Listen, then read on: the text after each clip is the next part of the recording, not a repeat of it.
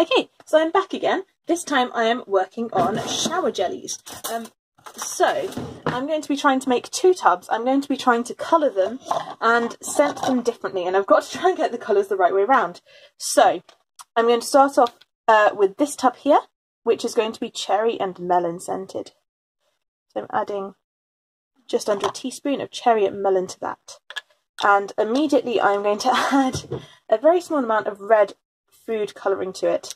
I really don't want to use too much at all, so I'm going to be very careful. Dear, not that careful. Right. So that is my cherry and melon, which will be red in colour. Then I'm going to go and quickly rinse my spoon.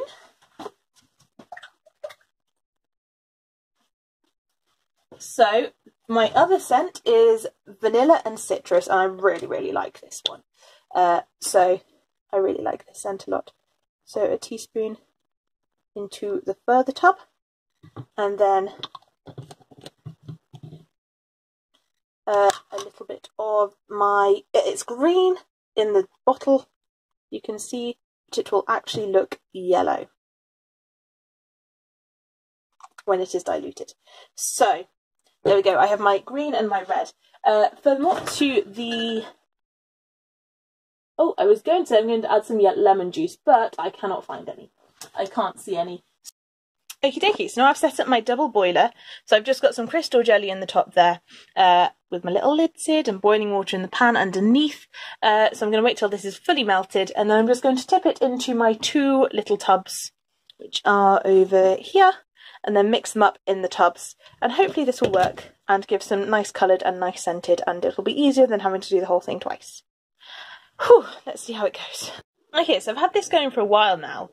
Basically what I'm discovering is that this gel is just not melting very well over the water bath. So I'm actually going to give up with the water bath. I'll use it to keep it warm when I'm pouring it, but I'm actually going to take it out and put it in the microwave, which is what I've done with this gel in the past, because it melts so quickly in the microwave, but for some reason it's just not really playing ball with this.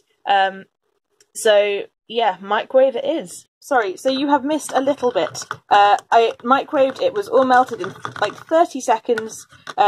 So I very quickly got it out and poured it into these moulds, into these little tubs.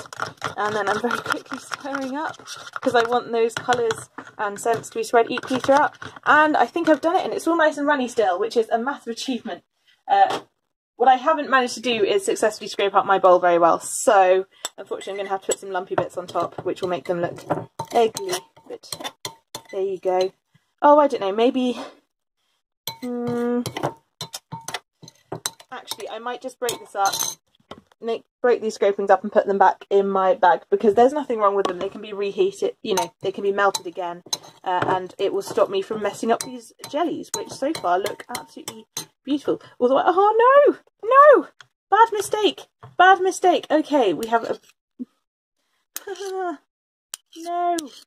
Right, okay, hopefully they're all together. Oh no, I did it with both of them. Left the spoon in. Okay, the red one looks worse than the cherry and melon looks worse than the lemon and vanilla. Let me just see if I can shake them out a little bit to try and smooth the top and incorporate those extra little bits. I mean, it will be fine, it's just purely an aesthetic thing. It would just look prettier if it was nice and flat on top. Okay, and then I've got these bits and pieces which are going to go back in the bag to be used for next time. So I'll film another little clip when I can tip those 2 out, which hopefully I'll be able to do. And yeah, then they will be finished. Thank you very much for watching. Hey, I just wanted to film an extra little clip because I noticed something interesting. So this is the cherry and melon fragrance with the red food colouring. As you can see, it's, you know, this is literally like, I don't know, a minute or 2 after pouring them. So this one is pretty much set already. This one, the lemon and yellow, well, green food colouring though, is really, really runny still. It's very much more liquid than the cherry and melon. So I know that some fragrances can actually do this. They alter the way that these things set up. I've used this one before and not noticed it, but I haven't actually used the cherry and melon with the melt and pour jelly soap again before even. So I think what's happened is that this has actually made this set faster, and this is kind of the normal set rate. Or maybe this one makes it set slower. I'm not sure, but it's really interesting, so I thought I would share that. Because it's an interesting little point, interesting little thing, which sort of makes no sense and yet makes sense, because these things should be the same temperature, they were poured at the same time.